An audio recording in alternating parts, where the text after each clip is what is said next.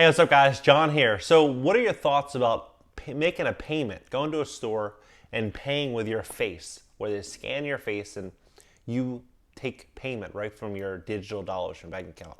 Sounds so sci-fi, right? Well, it's here. It's here now. And I was at a store in Santa Monica, the Promenade, with my son today. The store's called Lemonade. You could probably Google them and call them and ask them. They have a sign at the cash register that they're no longer accepting dollar bills and you can pay with your face. You can also pay obviously with credit card. They're trying to roll out the face payment. To me, this is so crazy because what I see happening with this is there is just a huge privacy issue. I mean, what happens if everyone goes to this new payment system and people could turn off your payment processing to where you can't make payments if you do something they don't like, or if whatever happens, you no longer have access to digital or to fiat currency to where you can go out there and make a payment to go buy something. Everything is going to be tracked, and this is going to happen. I think it's going to happen in a big way very, very soon because it's already happening in Santa Monica. And then I started looking at this, and then I realized Amazon just launched a product the other day. Oh, please smash that like button. And Amazon launched another product the other day called Amazon One, where you make a payment with your palm. You walk over and you scan it, kind of like when you're going to the airport and you scan your ticket. You scan your palm, and then this palm then gets the payment. The payment comes directly from your account through your palm. And they're saying it's way better than playing with plastic credit cards, and they try to talk down the idea of credit cards. But giving out your DNA, giving out your fingerprints, and giving out your, I know we'd use face recognition for an iPhone, but we look at the way that the world's changing. It's changing so fast.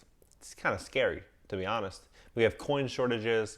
We have all this change happening so quickly, but there's so many distractions that are taking our attention away from this change that it's all going to run up on us. And for me, I'm not easily distracted by the politics and all the stuff that they're selling on mainstream media because I just don't, I know it's nothing except a distraction. So when you look at how everything's changing, if you can make your call and your investment early and you understand where things are going, you can make a fortune.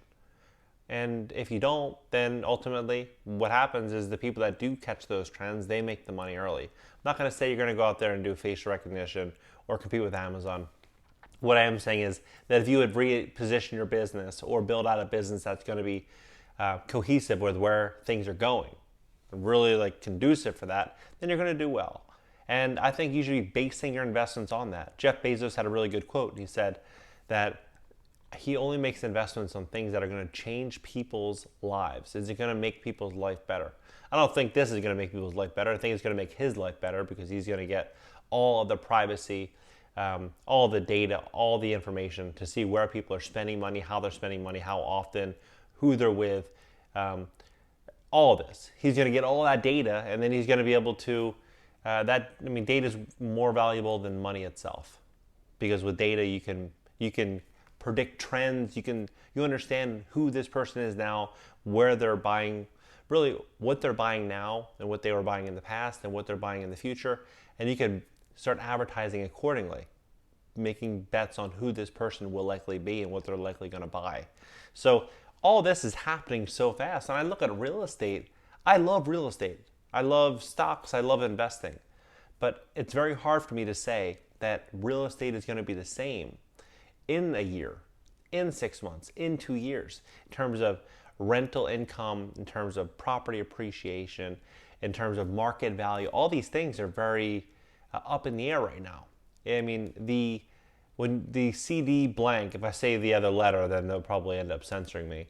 But if one big privately held company can come down and say to all the tenants in the country that, oh, you don't have to pay rent if you've been impacted, and like they basically turned all these landlords into social workers.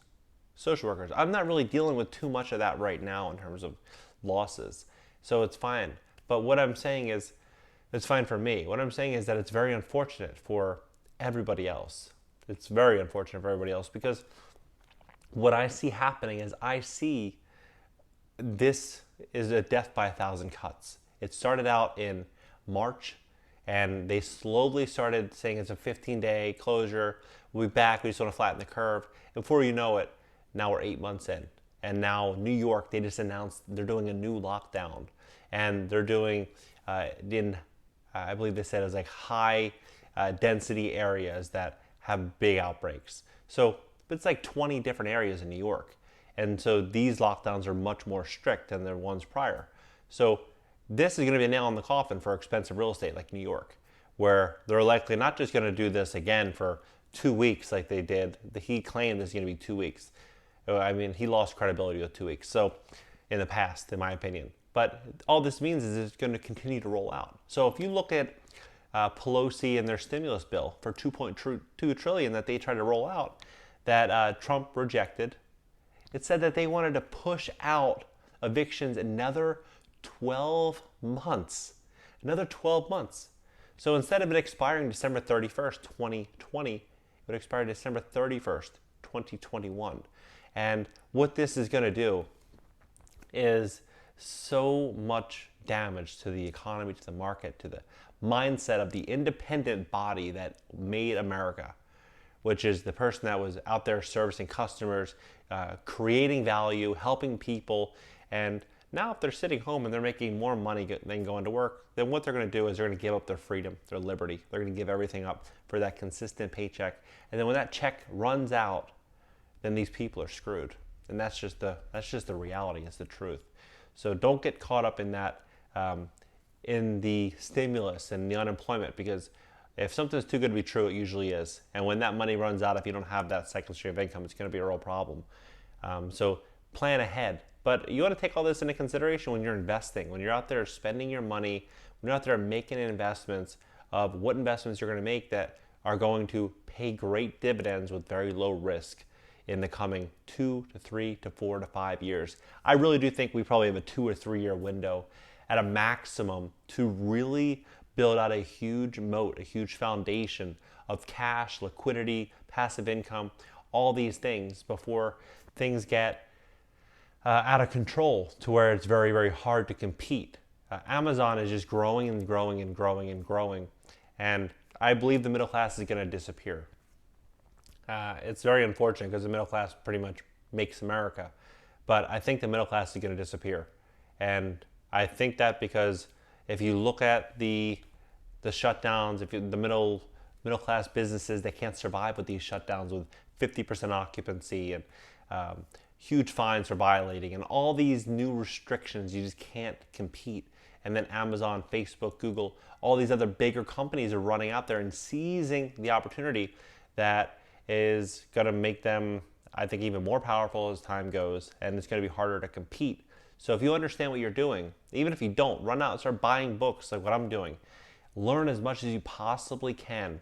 Save as much money as you can. Cut back on liabilities that a lot of people call luxuries. You know, one thing that I did that was really smart early on is live very below my means. I mean, I live with my wife in an apartment in a building that we own, and I mean, we drive one car. We are very kind of just low maintenance people. Like I wear t-shirts every day. I'm not out there spending a ton of money. We go on vacation. We have fun. We don't.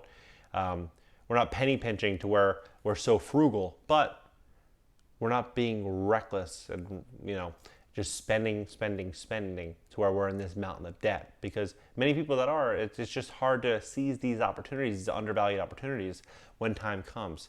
Another big concern that I have is if I were to say to myself, if I wanted to take over the country and I had all the power in the world like some people do, how would I do it? Well, obviously it would be to position the assets at a very, very, very cheap price to where I could acquire a lot of assets for nothing and roll out even more and more power and regulation, like what they're, I think, going to be doing. So it wouldn't surprise me if this market crash happens and in the very near future, asset prices go so low and there's maybe the government and a few other big key players, a lot of tech companies, a lot of private equity companies that roll out and buy nearly everything. and and then this is a prediction. We'll see if it happens. If a universal basic income gets rolled out in the next 2 to 5 years, then that universal basic income is going to be based around the rent's going to be based around this universal basic income. So at a rate to where it's barely enough where people can afford it. People are starting to share apartments, share bedrooms possibly, and that's what I think is going to happen. I think that that's very, very likely, and it would surprise me honestly if it didn't happen, because why would they not want to do that if they can buy up the land at such a cheap price? They buy up this land at a cheap price. They know how you're spending your money, like Amazon with the Amazon One. They know how you're spending your money, where you're living, what you do. They know everything, and they can take their money instead of having some type of digital currency like they're trying to sell, which is really nothing. All it is like digits. Why would they not want to run out there and buy land? Land is the ultimate currency. But the problem is, it's going to be hard to understand how to evaluate land right now going forward, because if rents change 5% or 6% like they already are doing in places like New York, then people are buying these properties at 5-6% returns. So what does that mean? That means that these people are going to be operating these buildings at a loss if they're buying these assets at those returns. So if rents drop 15%, everybody loses their properties that bought at those 5 and 6% returns. If rents drop 20%, nearly everybody's going to lose. And then there they go. They go in, they scoop up these assets, and it continues. So I see big problems coming ahead. But for the people that are smart, that are conservative, that have good credit, have a plan, that are educated, they're the ones that are going to make a fortune. I mean, an absolute fortune. What is your opinion on the digital dollars and the paying with your face and Amazon One paying with your palm? Do you think that's a good thing? Do you think it's a bad thing? Do you think that all this makes sense? I'm really curious of what your opinion is and what you think is going to happen with real estate and stocks. I mean, stocks are already taking a dip, but I'm curious what you think. Drop your comments below. Hit the subscribe button. Don't forget to hit the bell and hit that like button. All right, guys, I'll see you in the next video.